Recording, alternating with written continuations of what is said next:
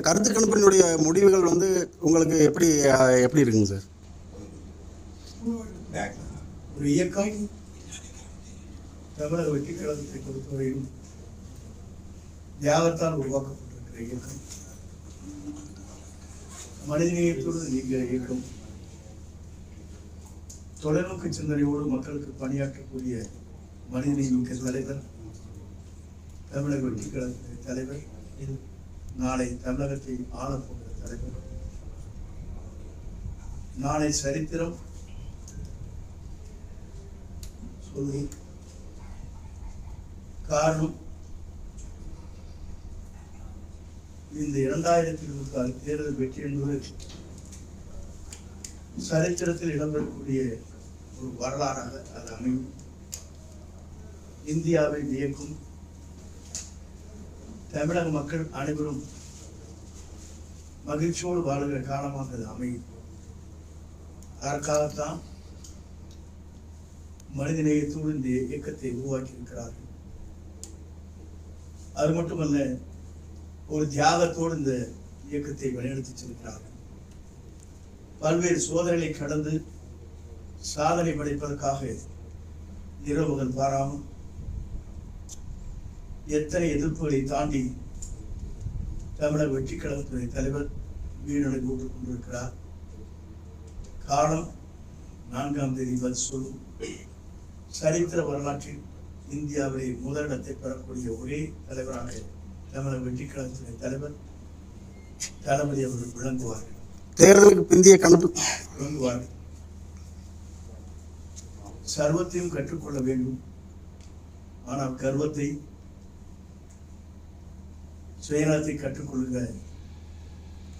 எந்த இயக்கங்களாக இருந்தாலும் அந்த சாம்ராஜ்யம் அழிவதை எவராலும் தடுக்க முடியாது.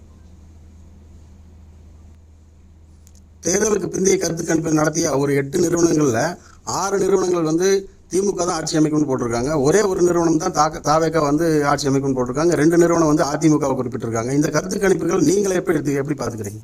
என்னை பொறுத்தவரை மக்கள் கருத்து கணிப்பு தெளிவாக இருக்கிறது.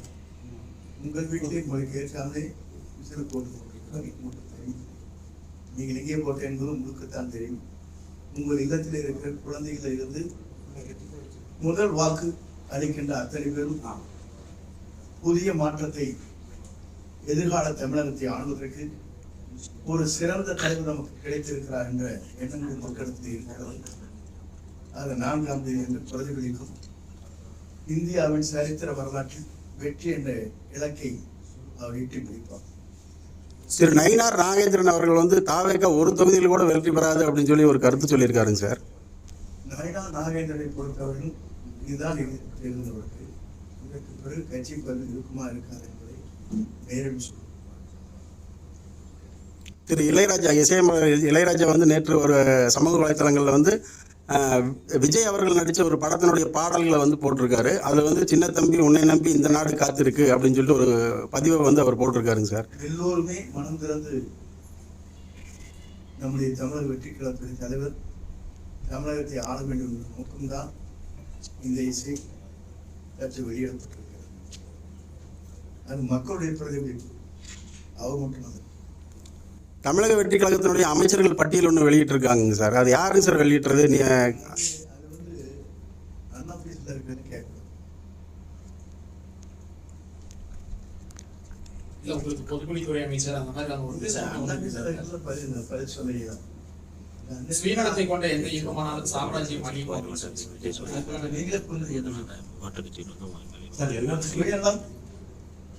இப்பொழுது உங்களுக்கு தெரியும். சர்வத்தையும் கற்றுக்கொள்ளலாம், எல்லாரும் எதை வேணா கற்றுக்கலாம்.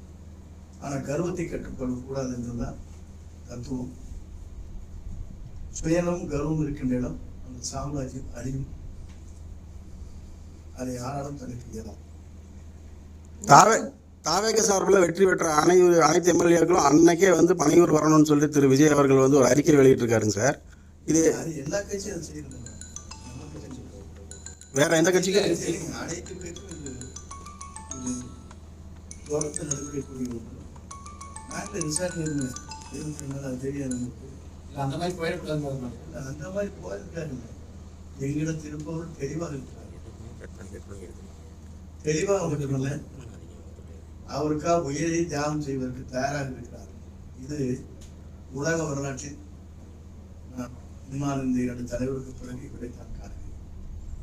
நேற்று திரு வைகோ அவர்கள் கூட சொல்லியிருக்காரு, இளம் தலைமுறை வாக்காளர்கள் வந்து அதிகமாக தாவேக்காவை தான் ஆதரிச்சிருக்காங்க, ஆச்சரியப்படும் முடிவுகள்லாம் வெளிவரும் அப்படின்னு சொல்லியிருக்காருங்க சார் திரு வைகோ. உண்மையிலேயே மனம் திறந்தவர் சொல்லியிருக்கிறார். பாராட்டு.